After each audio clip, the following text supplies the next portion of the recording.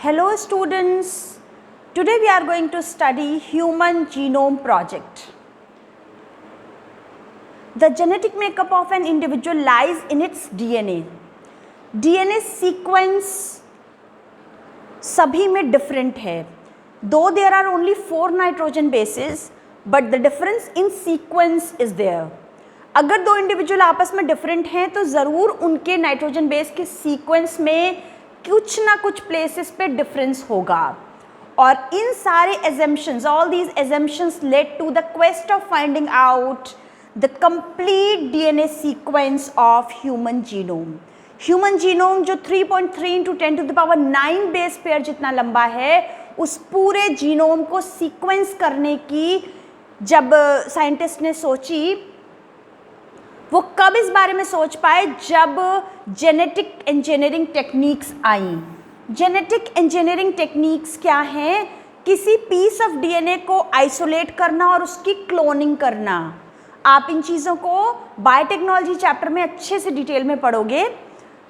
किसी सेल में से हम डीएनए को आइसोलेट करते हैं, फिर उसको क्लोन करते हैं. तो जब ये टेक्निक पॉसिबल हुई, तब साइंटिस्ट ने ह्यूमन के जीनोम को सीक्वेंस करने के बारे में सोचा. And the project was started in 1990. 1990 में स्टार्ट हुआ था. It was a mega project. शुरू में ही इट वाज एक्सपेक्टेड कि it will take approximately 13 years to be completed.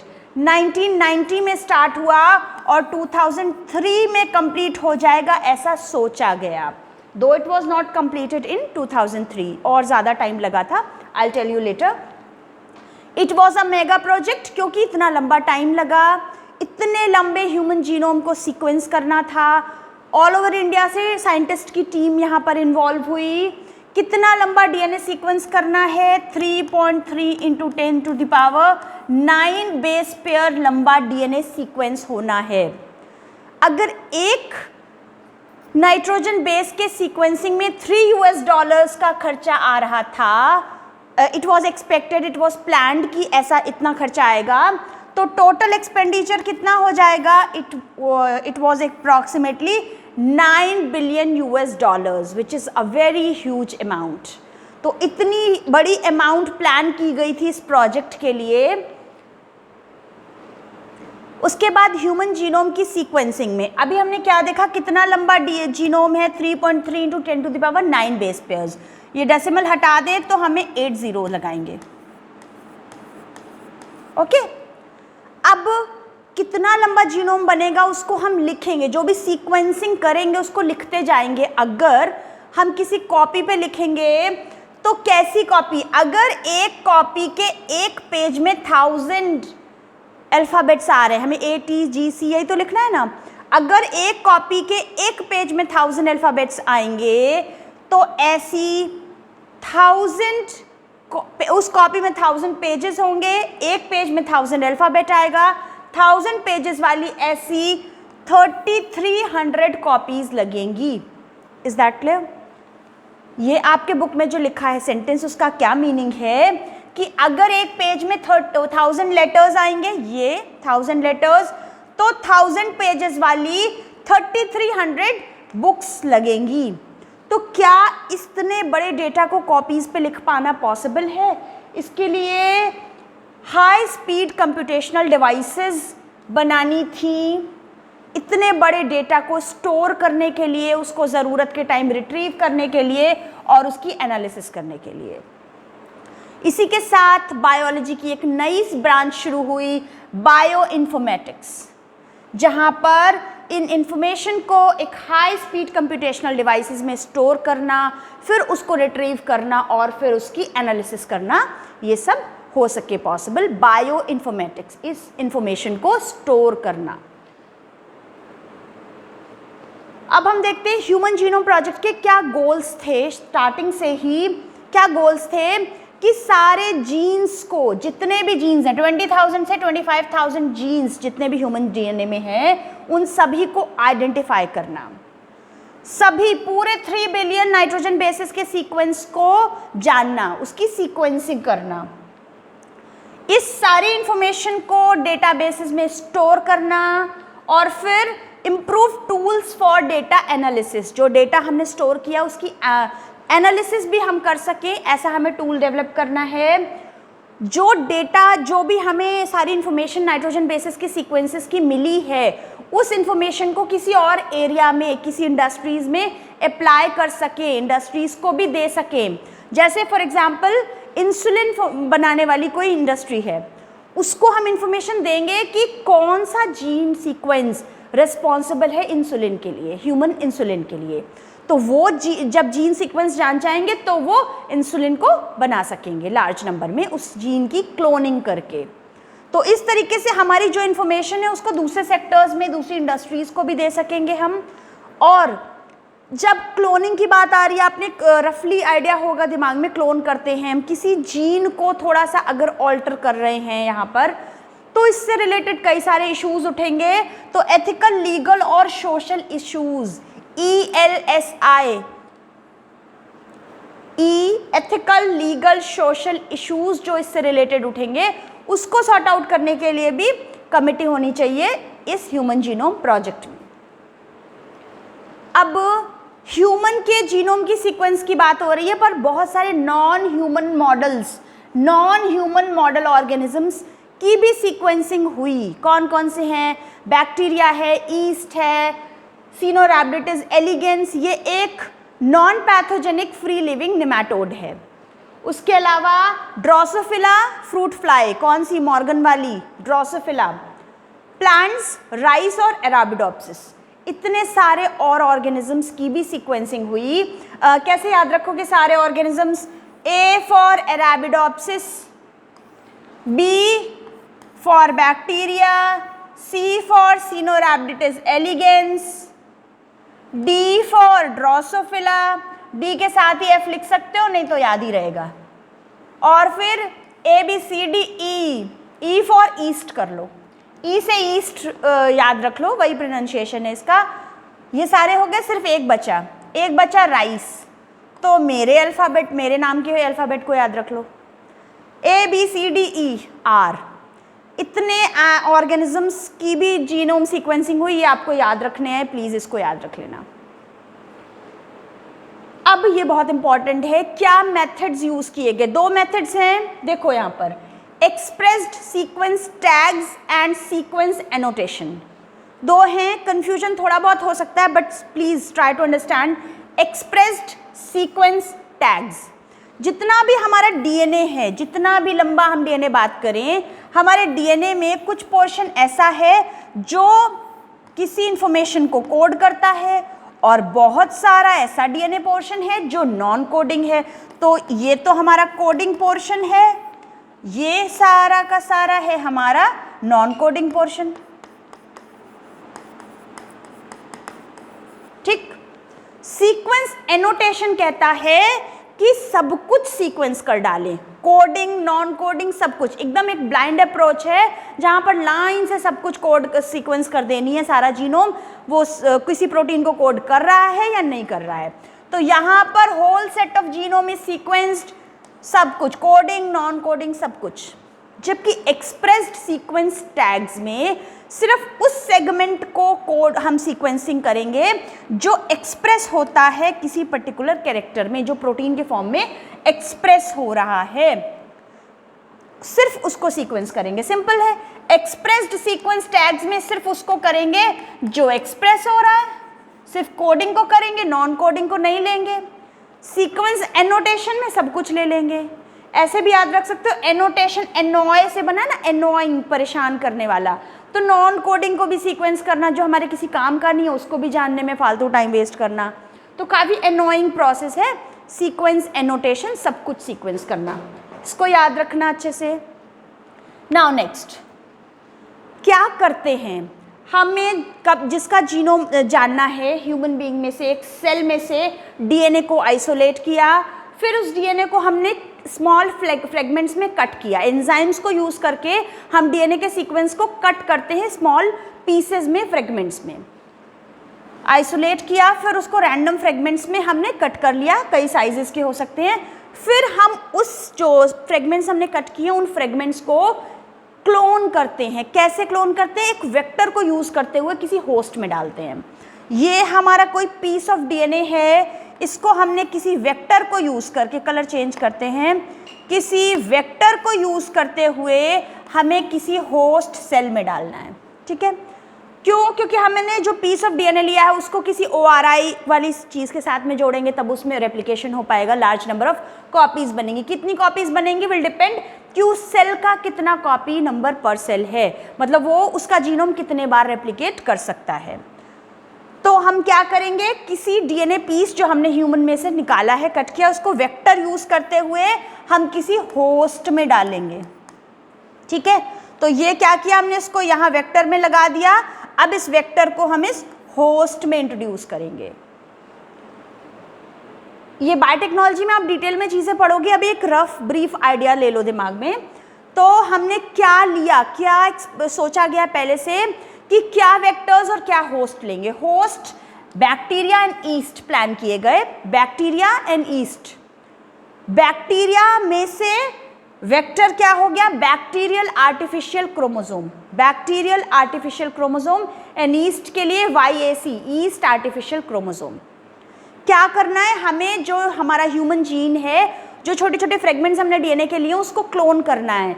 Host किस सेल में हमको डाल के क्लोन करेंगे हम, बैक्टीरिया या फिर ईस्ट। उसके हिसाब से वेक्टर क्या हो जाएंगे, bacterial artificial chromosome, and east के लिए yeast artificial chromosome. It's very simple.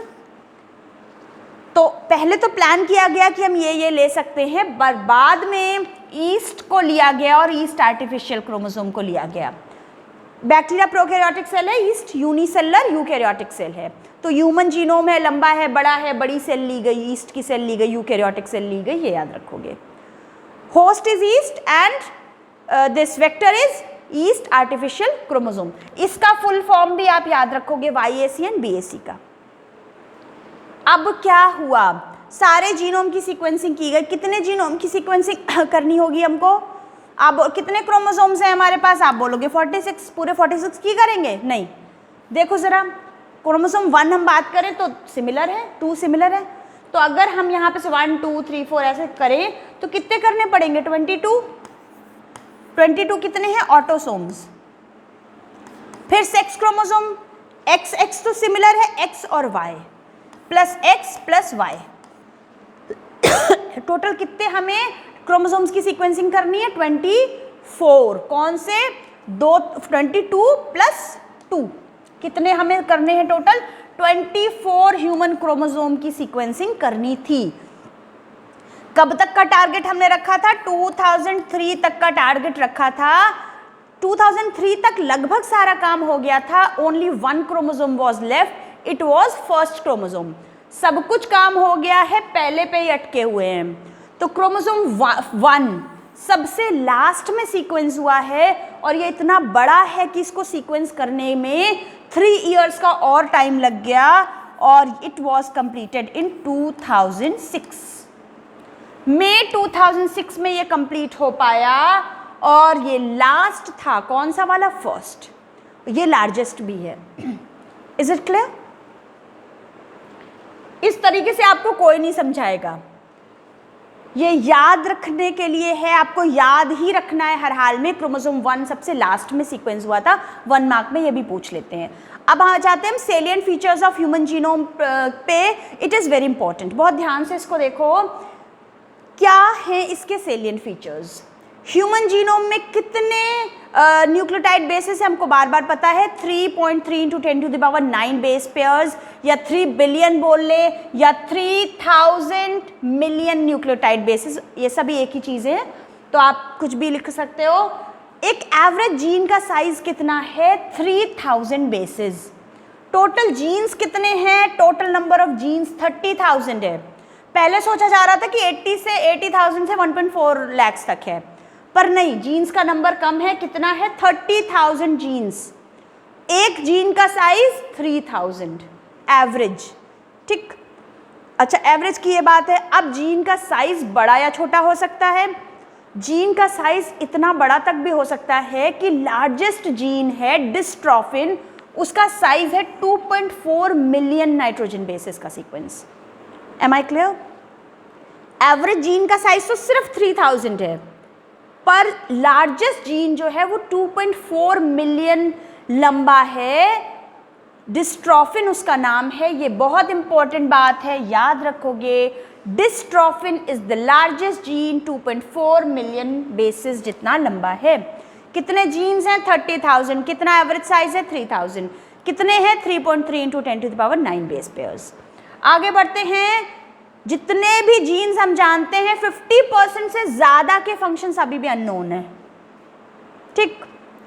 Less than 2% of the genome codes for protein. पूरा जीनोम 3.3 × 10⁹ बेस पेयर्स का सिर्फ 2% से भी कम है जो प्रोटीन कोड कर रहा है, बाकी 98% बेकार है, कुछ प्रोटीन कोड नहीं कर रहा है। अब ये जो लार्ज पोर्शन है हमारे जीनोम का जो कुछ प्रोटीन कोड नहीं करता है, वो एक्चुअली उसमें से बहुत कुछ रिपीटेड सीक्वेंसेस होते हैं। ये एक लार्ज प्रोपोर्शन बनाते हैं हमारे जीनोम में। और ये जो रिपीटेड सीक्वेंस है, अभी अगले टॉपिक में डीएनए फिंगरप्रिंटिंग में हम इसी की बात करेंगे। It's very important thing. Repeated sequences जो हैं वो हमारे डीएनए में कुछ एक सेगमेंट है वो बार बार रिपीट होता है। सपोज ATGC फॉर एग्जाम्पल, तो ATGC ATGC ATGC ATGC, किसी में 100 बार, किसी में वो 1000 बार, कि सब में अलग अलग बार वो नंबर उसका रिपीटेशन का नंबर होगा। तो कुछ ऐसे सीक्वेंसेस हैं जो रिपीट होते हैं बार बार बार बार। हम सभी में उसका नंबर ऑफ रिपीटेशन, कितने नंबर ऑफ टाइम्स वो रिपीटेड है, वो डिफरेंट है। तो वो रिपीटेशन 100 से 1000 टाइम्स हो सकता है। इसका कोई कोडिंग फंक्शन नहीं, हम सब में अलग है। हम सोच रहे होंगे कि फिर वो कोड कैसे करेगा इन्फॉर्मेशन, मेरे में तो सिर्फ 100 बार है, किसी में 1000 बार है, तो किसी में वो इतनी प्रोटीन बनेगी, किसी में ज़्यादा बनेगी क्या? नहीं, ये जो रिपीटेड सीक्वेंस है ये 98% में से है which do not code for any protein, इसलिए ये हाईली म्यूटेबल भी है, कोई फर्क नहीं पड़ता क्योंकि ये प्रोटीन कोड नहीं कर रही है। इसका कोडिंग में कोई डायरेक्ट फंक्शन नहीं है, पर फिर भी ये इंपॉर्टेंट है क्योंकि it shed light on chromosome structure, dynamics and evolution. Human genome project की हम बात कर रहे थे, क्या सेलिएंट फीचर्स हैं, और इस एक बहुत ही इंपॉर्टेंट पॉइंट के बारे में हम बात कर चुके हैं कि क्रोमोसोम 1 जो सबसे लास्ट में किया गया वो सबसे बड़ा था, उसमें सबसे ज़्यादा जीन्स हैं, लगभग 3000, नहीं लगभग 3000 ना, 2968, 3000 हम बोल देते हैं इसको। और क्रोमोसोम नंबर Y जो है, आप जानते हो Y सबसे छोटा भी है, इसमें सबसे कम जीन्स हैं, 231 है खाली, सिर्फ 231 जीन्स हैं। कितने हमने बोला था, कितने एवरेज जीन्स हैं? 30,000। 231 जीन्स हैं सिर्फ Y क्रोमोसोम में, सबसे कम, सबसे ज़्यादा 1 में, सबसे बड़ा 1 में, सबसे बाद में हुआ है क्रोमोसोम नंबर 1। अब साइंटिस्ट ने, हम रिपीटेड सीक्वेंसेस की बात कर चुके हैं, अब साइंटिस्ट ने ऐसे 1.4 मिलियन लोकेशंस देखे ह्यूमन जीनोम में जहां पर सब कुछ सेम है, सिर्फ एक नाइट्रोजन बेस में चेंज है, डिफरेंस है, सिंगल बेस डीएनए डिफरेंस देखा। उसको SNPs कहते हैं, SNPs, सिंगल न्यूक्लियोटाइड पॉलीमॉर्फिज्म। क्या मतलब है कि पूरा का पूरा सीक्वेंस सेम है, सिर्फ सिंगल नाइट्रोजन बेस में चेंज है। SNPs, single nucleotide polymorphism. ये सभी जो इन्फॉर्मेशन है, ये इन्फॉर्मेशन हमें हेल्प करती है in finding out the chromosomal locations for disease associated sequences. कौन से डीएनए सीक्वेंस से क्या डिजीज रिलेटेड है, तो हम कैसे उसको करेक्ट कर सकते हैं डीएनए सीक्वेंस को। और ट्रेसिंग ह्यूमन हिस्ट्री और इवोल्यूशन की जब बात करते हैं तो कुछ एविडेंसेस हैं जो हमें इवोल्यूशन बताते हैं, पर जब हम ह्यूमन जीनोम प्रोजेक्ट के बारे में डिटेल्ड स्टडी करेंगे, ह्यूमन जीनोम की सीक्वेंसिंग को सही से देखेंगे, तो ह्यूमन हिस्ट्री को जो इवोल्यूशन हुआ है उसको हम एग्जैक्टली पता कर सकते हैं। This is all about human genome project. In next video, we'll study about DNA fingerprinting. Thank you.